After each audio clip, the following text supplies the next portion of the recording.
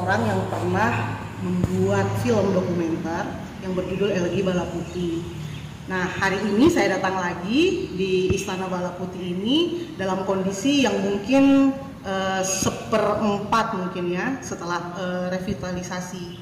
Nah, mungkin ada banyak sekali yang sudah diperbaiki setelah kebakaran yang terjadi pada tanggal 17 Juli 2017 lalu. Nah, yang menarik dari istana ini merupakan istana dari Sultan Muhammad Kaharudin III. Beliau adalah Sultan Sumbawa yang era kekuasaannya sebelum kemerdekaan pada tahun 1945. Nah, jadi beliau berkuasa sejak tahun 1931 sampai 1959. Nah, istana ini waktu itu menjadi sangat penting bagi saya untuk menelitinya, karena selain momen kebakaran yang menurut saya sangat tragis pada saat itu, istana ini mempunyai sejarah yang benar-benar luar biasa pada eranya gitu ya, pada era Sultan Muhammad Kaharudin III. Nah, salah satu yang membuat menarik adalah istana ini adalah istana yang memiliki cerita. Tentu saja ada ceritanya dua versi. Ada yang bilang ini sebagai mas kawin dari Sultan Muhammad Kaharudin III kepada permaisuri, tapi ada juga yang bilang bukan seperti itu. Nah, kalau menurut saya ini mungkin erat kaitannya dengan masa di mana beliau berkiprah sebagai sultan seperti itu. Nah, mengenai mas kawin tadi mungkin kalau misalnya dilihat dari kesamaan bangunan bisa jadi seperti itu, tapi istana Bala Putih ini dia lebih kecil seperti itu. Nah, selain masalah tentang apakah benar ini mas kawin atau bukan, yang paling menarik justru menurut saya di istana inilah tempat kekuasaan Sultan Muhammad Kaharudin III itu dipusatkan pada tahun beliau memerintah gitu. Nah, yang menarik salah satunya di sini merupakan istana yang mempersatukan banyak sekali etnis selain orang Sumbawa, tapi juga ada banyak etnis yang bermukim di Sumbawa pada kota lama Sumbawa pada masa lalu, sehingga ini menjadi pemersatunya seperti itu. Nah, selain itu yang paling menarik ada pemikiran tentang konsep negara setelah era kesultanan, yaitu terbentuknya negara Indonesia Timur itu dideklarasikan di istana ini, tepatnya ada di ruang belakang mungkin di ruang sana. Nah, di situ ada mungkin foto-foto lama, mungkin nanti bisa saya tunjukkan. Itu ada foto ketika Sultan berpidato, lalu kemudian ada para menteri yang mendengarkan beliau berpidato. Nah, jadi selain sebagai Sultan Kesultanan Sumbawa, beliau juga aktif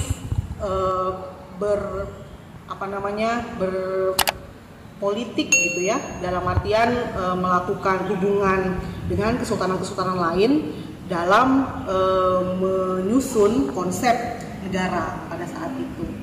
Nah, Istana Bala Putih ini juga merupakan istana yang menurut saya secara arsitektur berbeda dengan istana sultan sebelumnya, yaitu Istana Dalam Loka yang merupakan istana dari Sultan Muhammad Jalaluddin III. Nah, bedanya karena secara arsitektur bangunan ini merupakan bangunan kekhasan dari bangunan kolonial Belanda seperti itu. Nah, kalau kita lihat pada tahun 1930-an mungkin ciri bangunannya seperti itu, dan ini menjadi salah satu bangunan yang memiliki arsitektur era kolonial yang ada di Sumbawa. Nah, jadi ketika menurut saya sih ketika ini direvitalisasi, dikembalikan ke bentuk semula, itu menjadi satu hal yang bagi saya penting untuk pemerintah, tidak hanya untuk mengembalikan lagi fungsi istana ini seperti fungsi di masa lalu gitu, tapi juga untuk menciptakan sebuah narasi baru gitu ya kepada generasi muda seperti itu. Nah, Istana Bala Putih ini menjadi simbol keberagaman di masa lalu menjadi simbol dari pemerintahan Sultan Muhammad Kaharudin III, setidaknya bisa menjadi narasi yang dibangun pada generasi Sumbawa masa kini, terutama pada anak sekolah, mungkin pada anak-anak muda Sumbawa yang mencintai sejarah. Jadi sangat penting untuk segera diselesaikan pembangunannya. Mungkin seperti itu. Nah, Saya pernah wawancara Yang Mulia Sultan pada tahun 2018 ketika saya merekam tentang film tentang Elegi Bala Putih. Beliau mengatakan pada saat itu memang ketika masa pemerintahan Sultan Muhammad Kaharudin III itu tuh ada pengembangan kota, tata kota Sumbawa dari yang dulunya berkiblat ke selatan menuju ke utara, karena memang arah perkembangan kota itu lebih ke depan gitu, ke utara. Kalau ke selatan kan dia agaknya mentok ke laut gitu ya. Nah, padahal misalnya kalau ke utara mungkin dia filosofinya akan lebih mengarah pada ada banyak mungkin yang bisa dibangun seperti itu. Nah, misalnya kalau tidak salah beliau pernah bilang ada banyak simbol kemodernan gitu ya pada masa itu yang sudah ada di Istana Bala Putih. Nah, misalnya ada beberapa tersisa di sini pohon sawit. Nah, kelapa sawit pada masa itu merupakan komoditas ekspor yang tinggi tidak hanya di kesultanan yang ada di Indonesia Timur, tapi juga yang ada di Indonesia Barat. Misalnya Kesultanan Delhi, Kesultanan Langkat itu juga ada pengekspor kelapa sawit seperti itu. Nah, sehingga hadiah dari Kesultanan Delhi lah kelapa sawit yang ditanam di sini. Nah, jadi itu simbol produk yang sedang tren gitu ya pada saat itu. Nah, lalu kemudian visi berkembang ke arah utara, karena di depannya itu nanti ada perencanaan bahwa di depan situ misalnya kayak Taman Pahlawan sekarang sama halamannya kan dulu itu merupakan alun-alun. Nah, beberapa kerajaan yang ada di Jawa, alun-alunnya pun berada di utara, seperti itu. Nah, sehingga mungkin inspirasi dari Sultan Muhammad Kaharudin III pada saat itu, mungkin inspirasi beliau membangunnya ke arah utara, seperti itu. Nah, terus juga ada gedung kontrol Belanda pada saat itu juga berada di utara, kayak gitu. Jadi mungkin kayak semacam berhadapan seperti itu ya. Nah, terus juga arah perkembangan pelabuhan dan lain-lain semua ke arah utara. Jadi mungkin visinya ke sana seperti itu.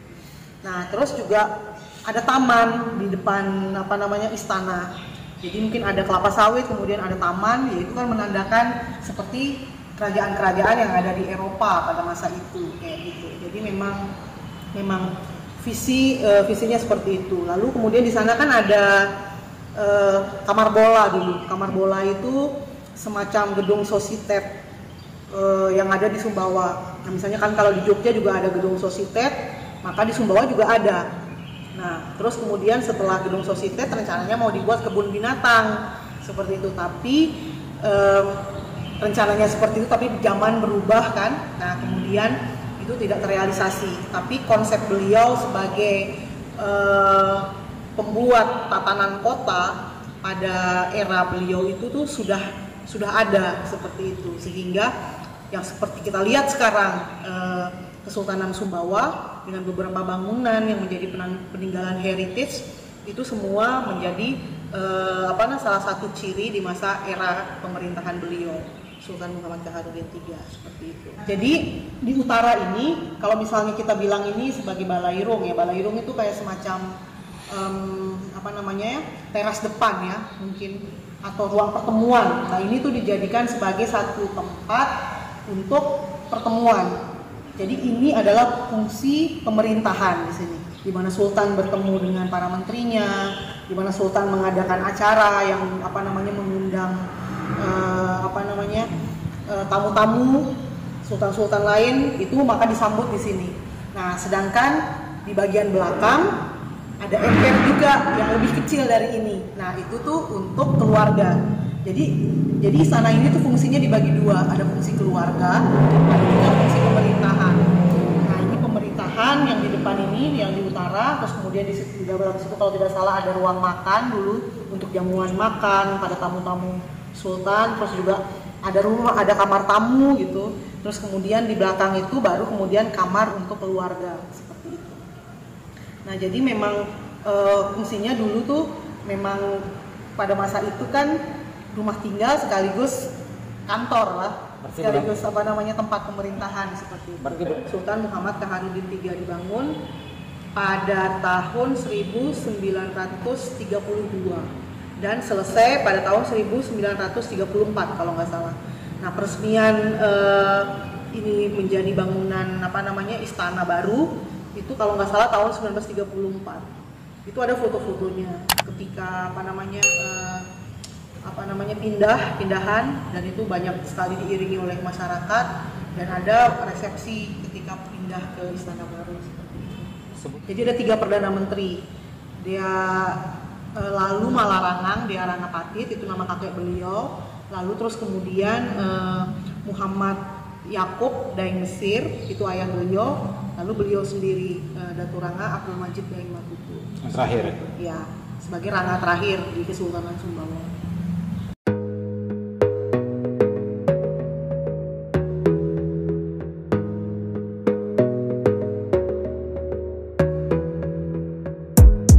Gotta focus on yourself, on your faith, on your dreams, on your mind, on your health, yeah.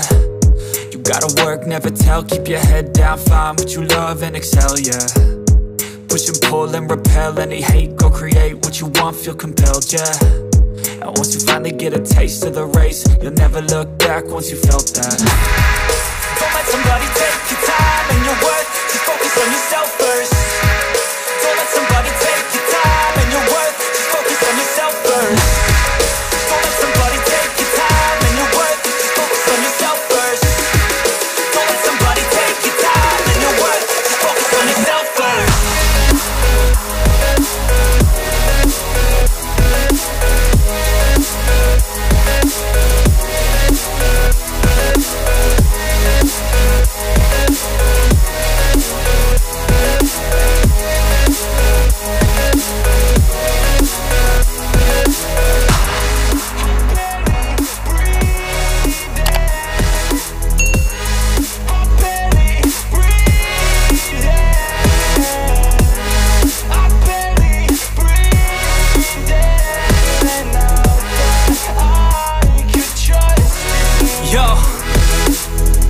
About others way before myself, yeah. I guess that's why I feel like I go through hell, damn. Wasting time on your dreams instead of mine, yeah. About to turn this franchise around on a dime, man.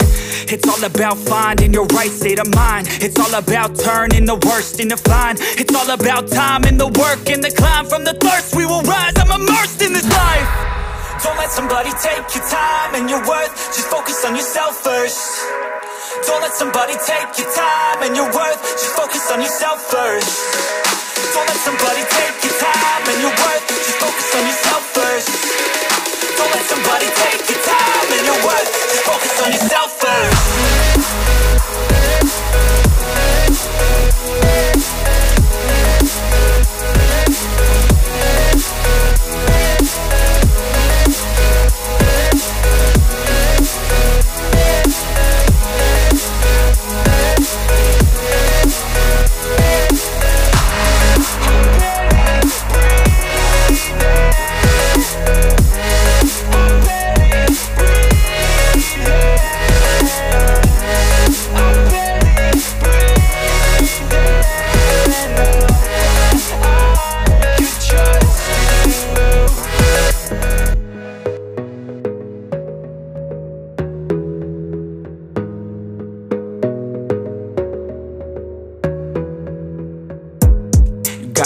On yourself, on your faith, on your dreams, on your mind, on your health, yeah. You gotta work, never tell, keep your head down, find what you love and excel, yeah. Push and pull and repel any hate, go create what you want, feel compelled, yeah. And once you finally get a taste of the race, you'll never look back once you felt that. Don't let somebody take your time and your worth, just focus on yourself first. Don't let somebody take your time and your worth, just focus on yourself first. Don't let somebody take your time and your worth, just focus on yourself first.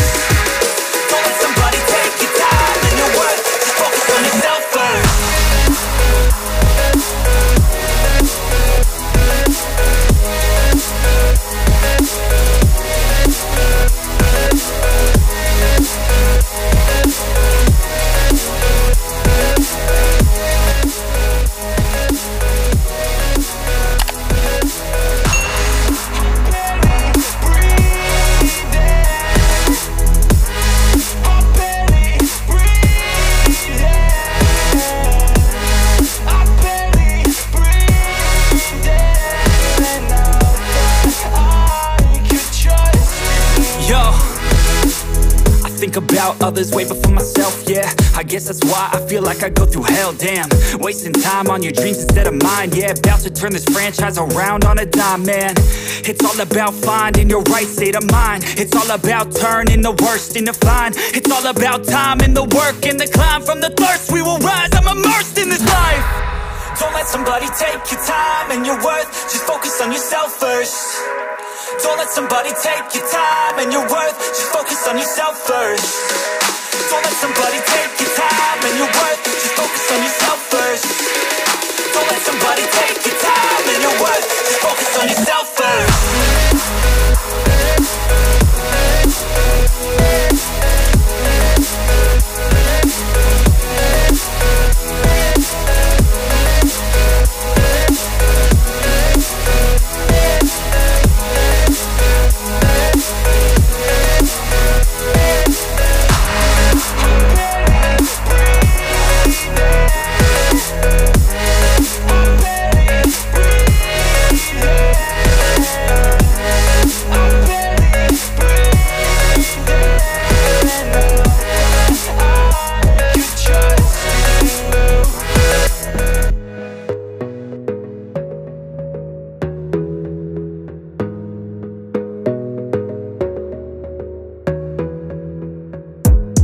Gotta focus on yourself, on your faith, on your dreams, on your mind, on your health, yeah.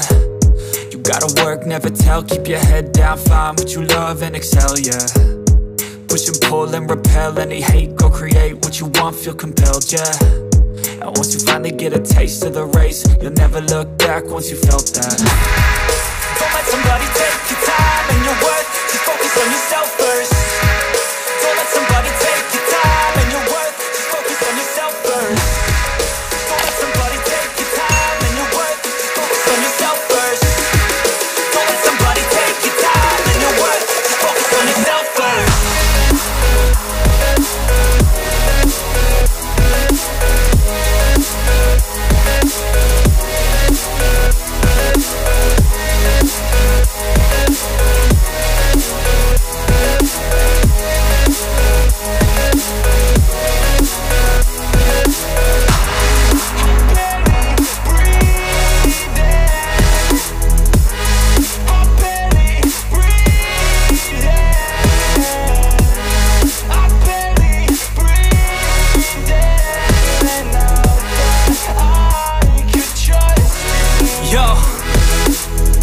About others way before myself, yeah. I guess that's why I feel like I go through hell, damn.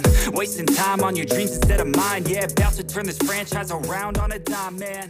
It's all about finding your right.